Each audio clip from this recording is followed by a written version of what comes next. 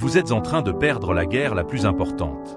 Pas contre le monde extérieur, contre vous-même.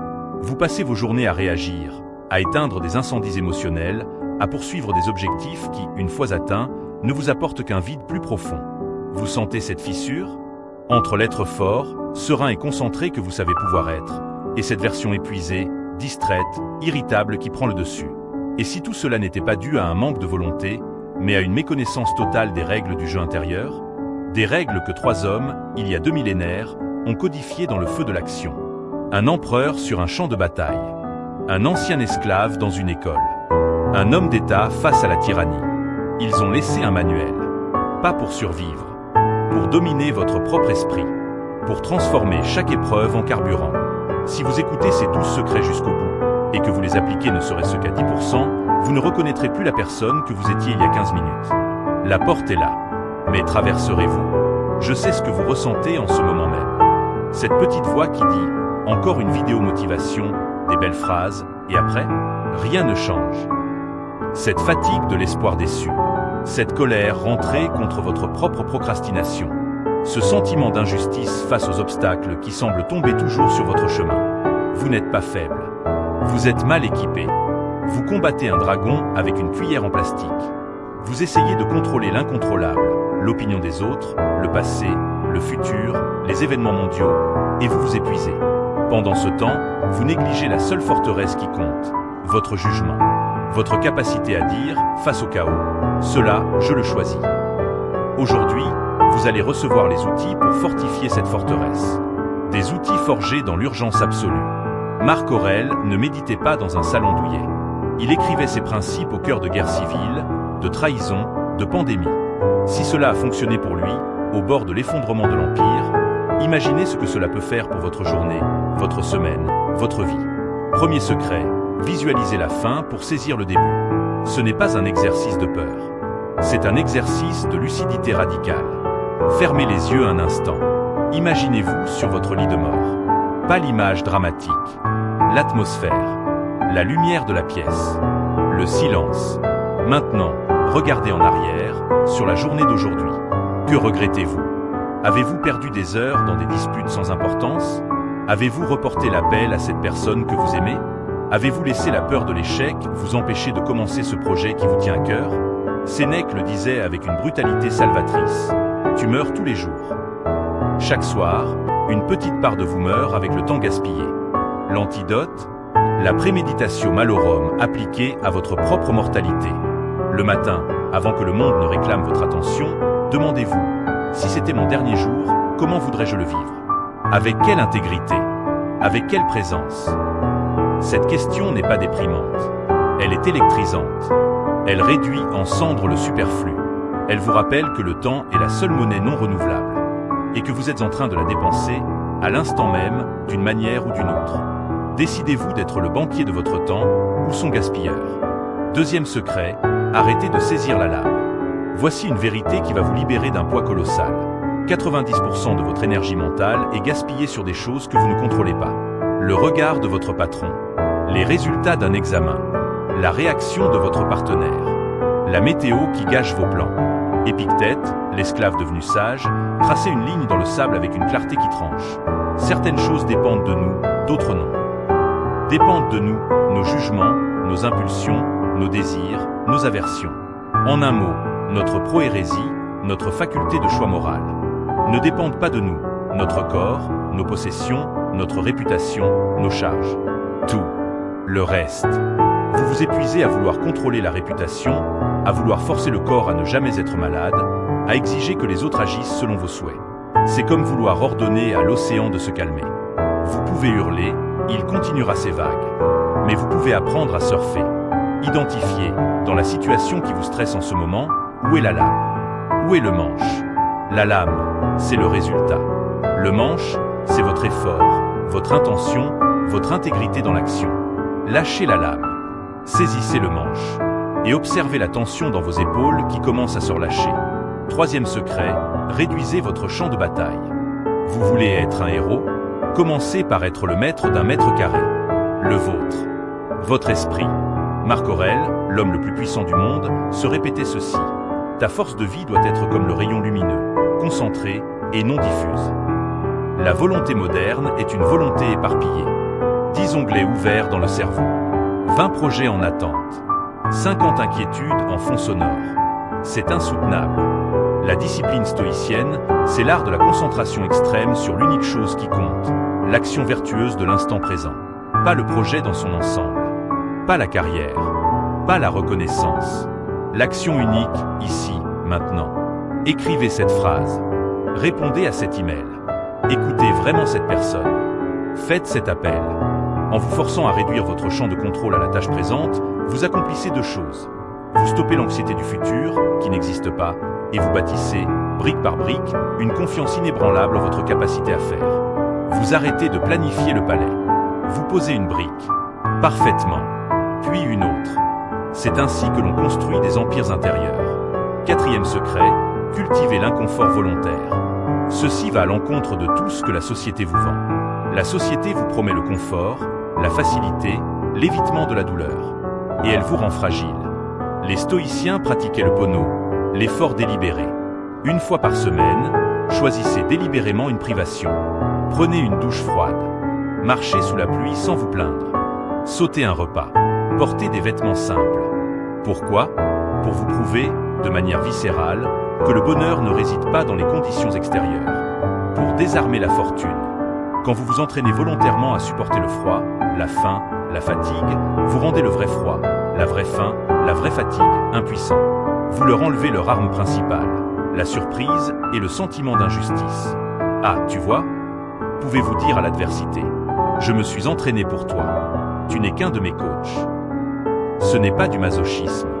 C'est de la stratégie martiale appliquée à la psyché. Vous devenez antifragile. Vous grandissez sous la pression. Et je vais vous révéler un sous-secret. Cette pratique réveille une jouissance étrange, primitive. La fierté de se savoir capable. Une fierté que personne ne peut vous ôter. 5e secret, transformez l'obstacle en chemin. C'est le cœur de la alchimie stoïcienne. La chose qui vous bloque n'est pas un ennemi. C'est la matière première de votre évolution. Un client difficile, c'est un maître en patience et en communication. Un échec financier, un cours intensif en détachement et en créativité. Une maladie, un rappel brutal et précieux de ce qui compte vraiment, votre capacité à choisir votre attitude. Épictète, dont la jambe a été brisée par son maître, a transformé cette torture en la fondation de sa philosophie de la liberté intérieure. Les hommes ne sont pas troublés par les choses, mais par l'idée qu'ils s'en font. Votre obstacle principal n'est pas la situation, c'est le récit que vous en faites. C'est injuste. Ça va tout ruiner. Je ne le mérite pas. Changez le récit. Cet obstacle est là pour m'enseigner X. Cet obstacle va me forcer à découvrir une force en moi que j'ignorais. L'obstacle devient alors un cadeau camouflé. Un adversaire qui, en vous combattant, vous rend plus fort. Ne souhaitez pas une vie sans obstacles. Souhaitez une vie avec les bons obstacles. Ceux qui forgeront la version la plus résiliente et la plus sage de vous-même. Quel est l'obstacle que vous allez commencer à remercier aujourd'hui? Écrivez-le dans les commentaires. Mon obstacle est « et il m'apprend ». Cette simple reformulation change tout. 6e secret. Parlez-vous comme si votre vie en dépendait. Parce qu'elle en dépend. Votre dialogue intérieur est l'architecte silencieux de votre réalité. Écoutez-le maintenant, pendant que vous lisez ces mots. Est-ce une voix géniarde, critique, craintive, une voix qui dit « je n'y arriverai jamais ». Pourquoi toujours moi? C'est trop difficile. Cette voix n'est pas vous. C'est un conditionnement, une habitude neuronale. Et comme toute habitude, elle peut être brisée. Marc Aurèle, dans sa tente, au milieu de la guerre, s'adressait ainsi. Assez. Assez de cette façon pitoyable de te plaindre. Il pratiquait l'anamnésie, le rappel à l'ordre de soi-même. Votre travail est de devenir le gardien de ce monologue. Interceptez la phrase faible. Et remplacez-la par une phrase de souverain. Pas de vantardise. De responsabilité. C'est trop difficile. Devient « je vais décortiquer ce problème en étapes plus simples ». Je suis en colère contre X. Devient « je choisis de ne pas laisser le comportement de X dicter ma paix intérieure ». Vous ne contrôlez pas la première pensée. Elle surgit, souvent toxique. Mais vous contrôlez la seconde. Et la réponse. Cet espace, entre le stimulus et votre réponse, c'est le lieu de votre liberté absolue. C'est là que vous gagnez ou perdez la bataille. 7e secret. souvenez-vous que tout le monde mourra. Memento Mori n'est pas seulement pour vous. C'est pour eux aussi. La personne qui vous a trahi, la collègue qui vous méprise, le rival qui semble tout avoir, eux aussi. Ils ont déjà un pied dans la tombe, tout comme vous. Cette perspective n'est pas censée minimiser vos blessures. Elle est censée maximiser votre sagesse. Dans 100 ans, tous ceux que vous connaissez seront de la poussière. Vos querelles, de la poussière. Vos jalousies, de la poussière. Devant cette vérité, qu'est-ce qui mérite vraiment de consumer votre énergie vitale, limitée, précieuse? La rancune? Le ressentiment? L'envie? La pratique stoïcienne consiste à utiliser la mort comme une lentille de grossissement.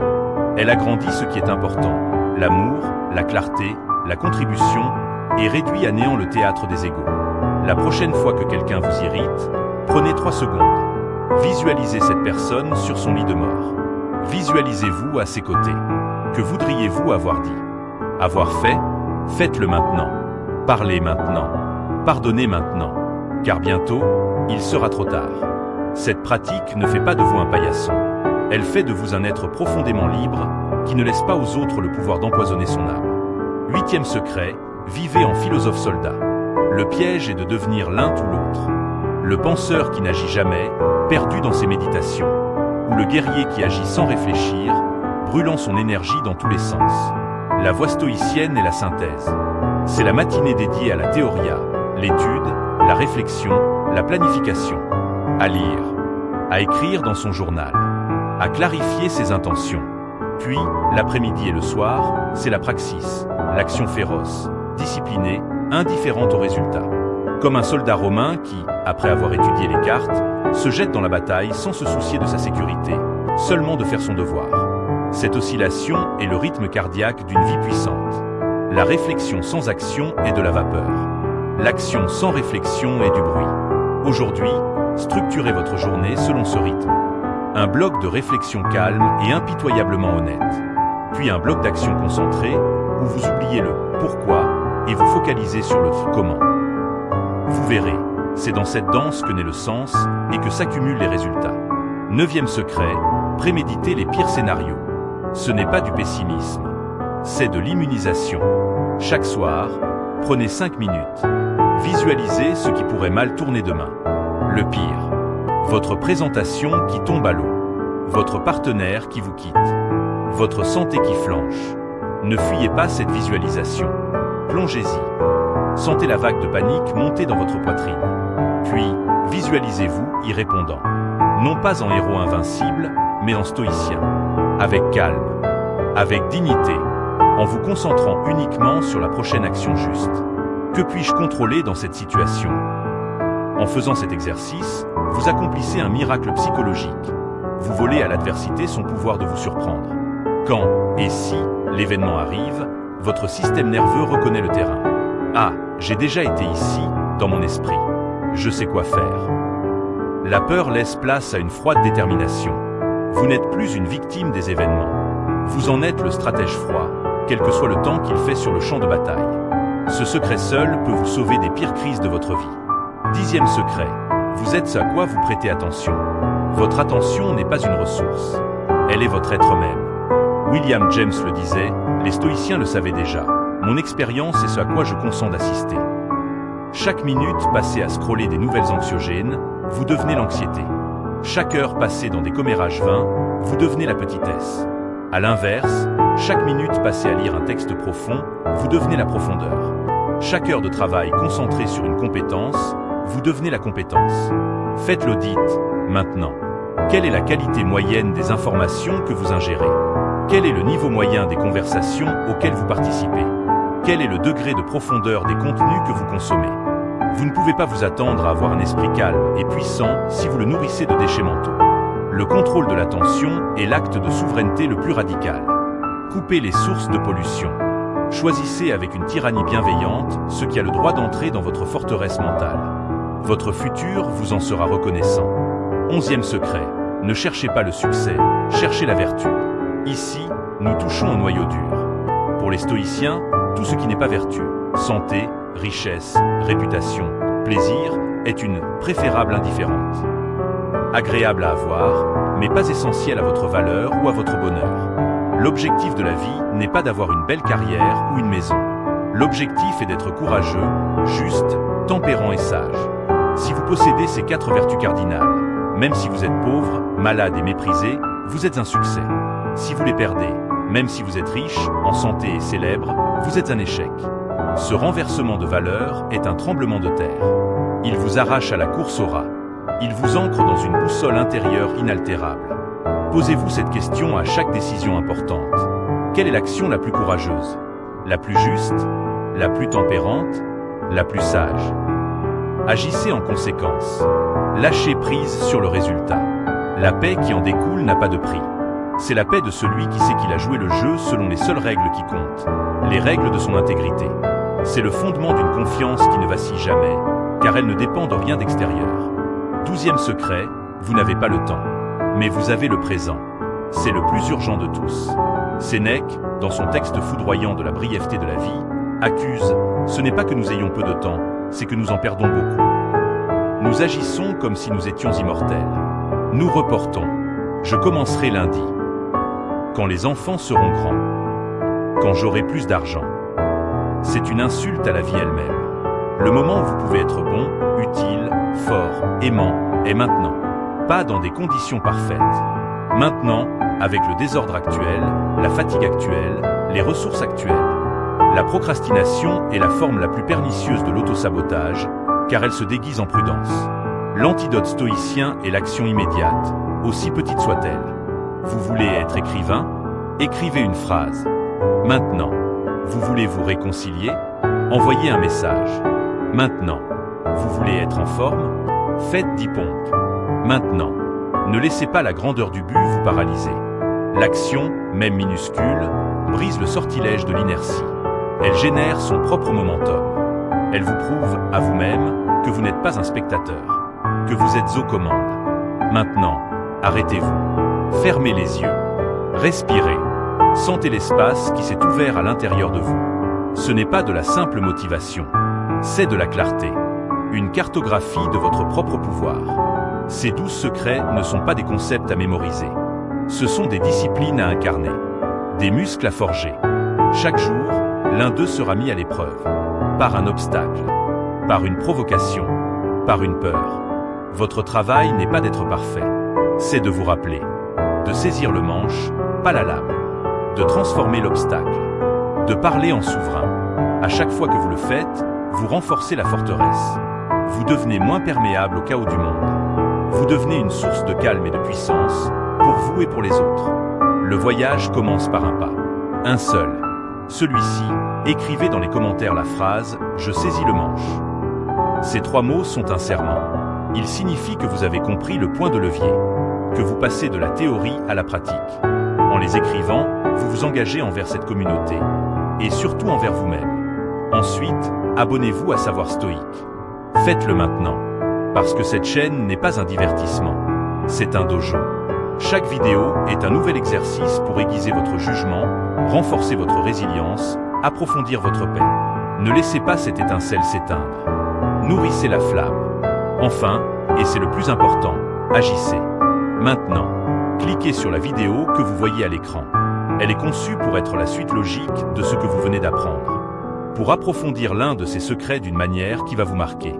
Ne déléguez pas votre transformation à un « plus tard » hypothétique. Le « plus tard » des stoïciens n'existe pas. Il n'y a que le maintenant. Ce maintenant. Celui où vous décidez de devenir, enfin, l'architecte de votre force intérieure. Le monde attend votre version la plus puissante. Il est temps de la lui donner.